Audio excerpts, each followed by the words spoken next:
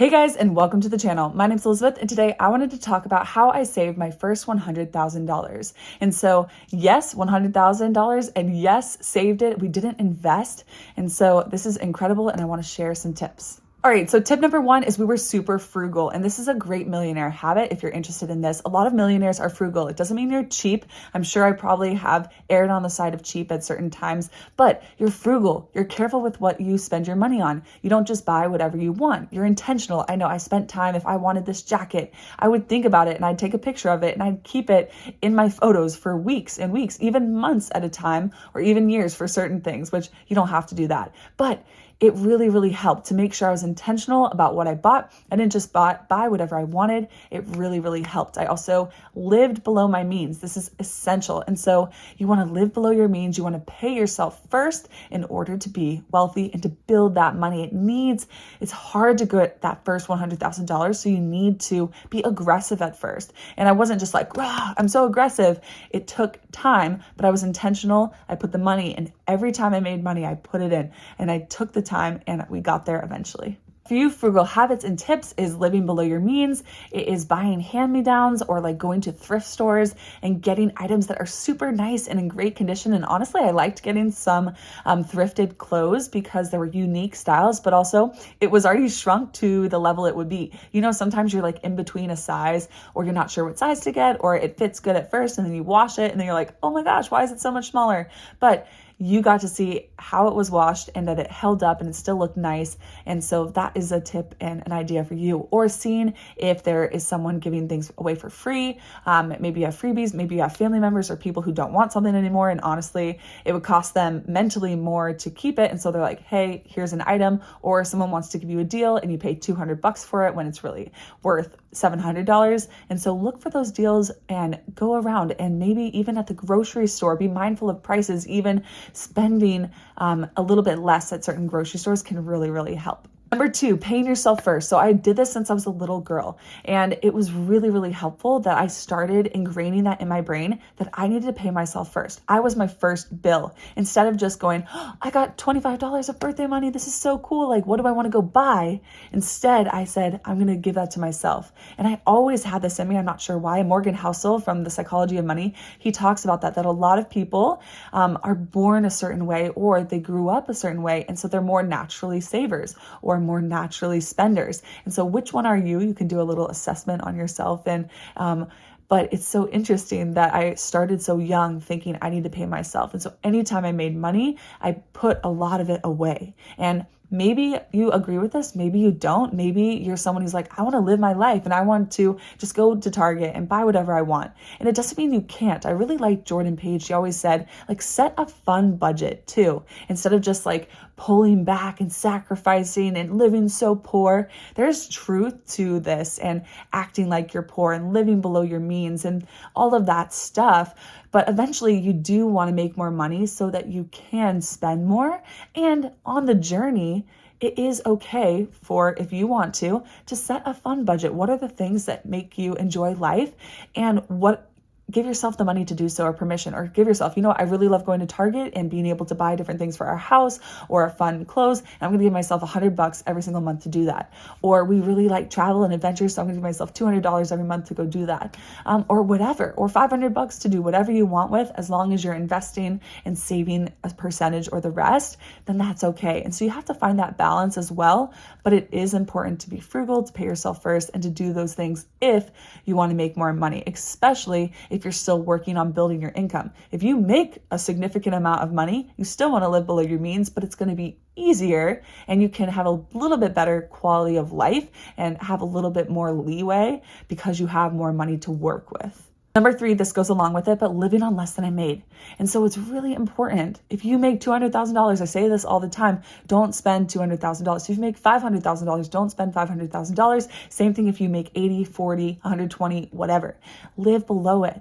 And so a lot of people recommend at least 15% of your income should be saved and put in for the future. And so a lot of people who are on FIRE, I don't know if you've heard about the FIRE movement, or the FI movement, financial independence, or financial independence retire early.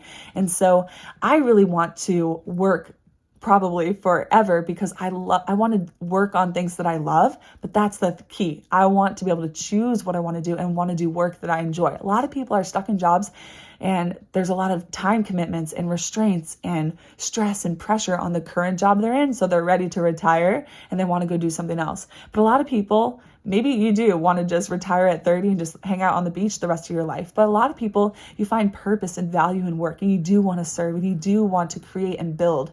And so that is okay too, but it's important to do some of these principles so that you can get there and have more freedom and independence sooner rather than later. Number 4, this might seem like an obvious one, but I'm going to put it in there anyways, but earning money. You have to get more money coming in to be able to do something with it. And so this was essential. We also increased my income by like 70% over time, over a few years. And so I was looking for how I could get different skills. I got a master's degree. I went to a different company, which really helped accelerate our income. And so a lot of people do this. They switch jobs, they switch companies, they gain new skills. They use their current employer to learn and then to give back. So what a key thing to do is to learn from your job. Cody Sanchez and a lot of successful people talk about this. Instead of just starting a business by yourself, go learn on someone else's dime and go learn from them. A lot of people, like, they paid for Cody Sanchez MBA and they'll give you skills. And so when you're in a company, you want to learn, because when you're learning, you're growing, you're giving back and providing value, and the value is being brought to you. But when you kind of feel like that's not happening anymore, see if there's a chance and potential to do that, or create an opportunity for yourself, or go somewhere else where you can learn and get more skills and value and provide more to yourself. And that's something we've seen, is that the more high value skills that you have, the more value you can bring to other people, the more likely you're going to be rewarded. And Think and Grow Rich says this, Napoleon Hill says that you are paid in proportion to how much value you bring. So bring value, bring skills. It's important. Number 5, I got creative. So even with meals, with minimalism, with what we wanted for our lives, with have entertainment, we were really big into exercising. And so that was a lot of time spent. We spent a lot of time on exercising and athletic things. Like, you could go play tennis for free at a school. You could just go outside and play tennis, and that's entertainment, but it's free and it also keeps you healthy, going on runs or hikes. And so get creative with having fun in your life, but while also saving. Even with making money, I have a video on my channel about being creative. Sarah Blakely and Jesse Itzler talked about this. They're billionaires and they're an incredible family that I really respect, and I love them as my mentors, but they talk about getting creative. And so with a business idea, like, how can you solve a problem? How can you help someone? How can you think outside the box? And so it's really important to get creative in order to make more money, but also to save more money.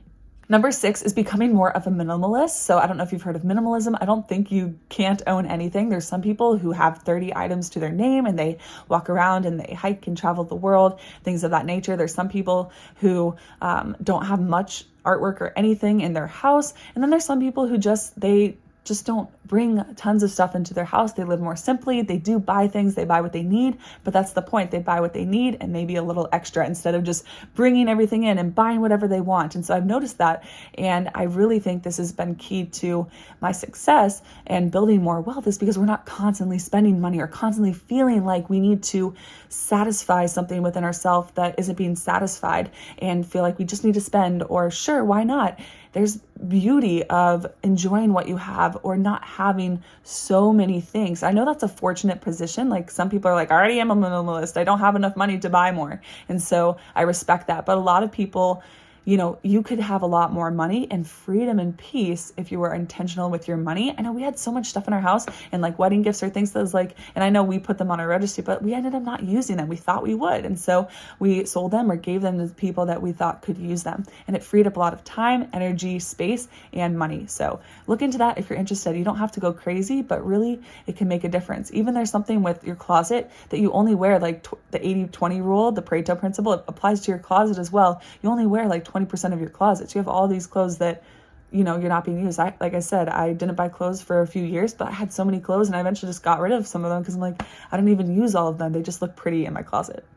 Number 7, another key thing, I lived with my parents for a little bit after college. And so a lot of people live with roommates. You're living accommodations too. When we moved out, we moved a little bit further. We moved closer to my stepson, but it was a little further out, and it was a little bit less expensive out there. And so we got a pretty nice place, 3-bedroom, 3-bath, and it was like a little over $1,000 and so a month. And so that is incredible and wonderful. And especially looking at today's real estate and prices, it's like, oh my goodness. And so that really makes a difference. If you're living with people, if you're splitting the rent, if you're house hacking, if you decide to live further out, it doesn't have to be long term. And there's definitely pros and cons. Like some people, and especially me, like after living far out, it's like, I don't know if it's worth it. But sometimes you have to do what you have to do. I know my parents had to do that and move further out so that we can have a bigger house and more opportunities there. So it's all your choice, but definitely living arrangements, because it's one of the main 3 biggest causes of debt, because people spend a lot of money. So your car or transportation, your house, and food can really eat at your budget and bring down the amount of money you have. So be mindful and intentional about that. Number 8 was switching jobs. I talked a little bit about this. I did start as a software engineer, and what's interesting, I could do a video on this, but I actually make more as a teacher now than a software engineer. However, if I would have stayed as a software engineer and gotten more trainings and skills and such, like I totally, like software engineers, you can make well into the 6 figures, etc. And so the beautiful thing, I learned a lot from this, and it gives you perspective too with different jobs, but you can gain new skills, but you can also gain new perspective. And like, it was a big deal to get 2 days off at Christmas at my software job. But in teaching, you know, we get weekends and you have 7-hour days typically, unless you take work home where you coach or things of that nature. And you have summers and vacations and time with your family. And so there's a little more balance with that and with the pay as well. And so it just gave me some perspective. But switching jobs and gaining new skills can really, really help you.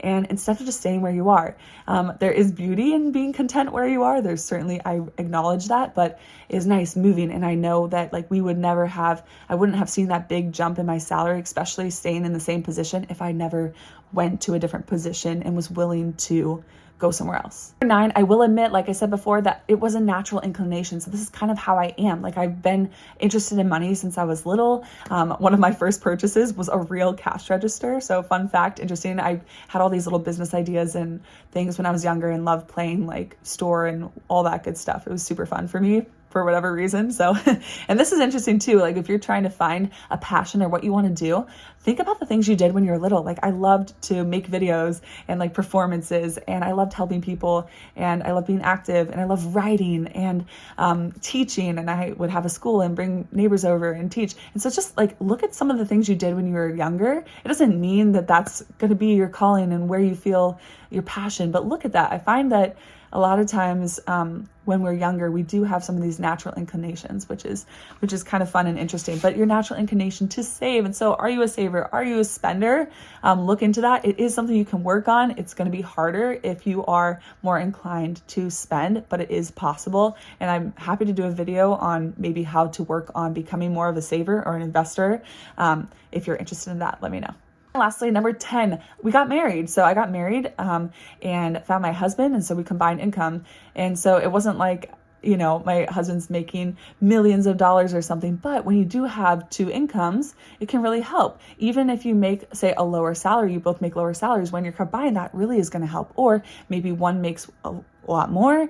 And that's when too, if you start having kids, a lot of times if someone makes a lot more money, then it's not worth it to pay for daycare, and you want to be with your kids and raise them. And so then the mom, we have a friend who the husband got like a pretty big pay increase. And so she was able to quit her job and stay home with the kids. And so that's beautiful. And so combining incomes can certainly help. A way to help yourself if you don't have that is where you combine your incomes, like with a living situation and with roommates. And so then maybe you're not married yet and you're enjoying your life, you can be with roommates. So then your costs at least go down a little bit. And so that's something to consider. And I just wanted to acknowledge that. And lastly, number 11, I want to share that and acknowledge that my parents did help. Like I have a lot of people that I know that like their parents didn't really help. Like even when they were kids, like they didn't help them with a lot of stuff or weren't able to. Some of it was by choice, some of it and trying to like teach their kids certain things. Some of it was just that they didn't want to. Some of them was that they literally didn't have the means. And so like, or certain kids or friends that I had, like they had to go work. And then instead of investing in themselves and giving the money to themselves, they had to give it to their family to help them. them. So I totally acknowledge that. And I'm grateful for my parents that did help me and do help me in my life, just with encouragement. Financially, they helped me and would pay for things, or if I was interested in doing an activity. So I acknowledge that, and I know that that was a leg up. And I certainly, like, instead of squandering that, I talked about it in an old video, I took advantage of that and I appreciated that. And then I, instead of just going and spending all my money, I was like, hey, I'm really lucky to have people that help me, and so I'm going to help myself as well. All right, so those were 11 ways on how I saved my first $100,000, or how we saved our first $100,000. I hope this video was helpful to you. Let me know in the comments below if you have questions, or if you have any tips for anybody else on how you saved your money, and I will see you in the next video. Feel free to like and subscribe for more. You've got this. Keep learning, working, and growing. Bye, guys.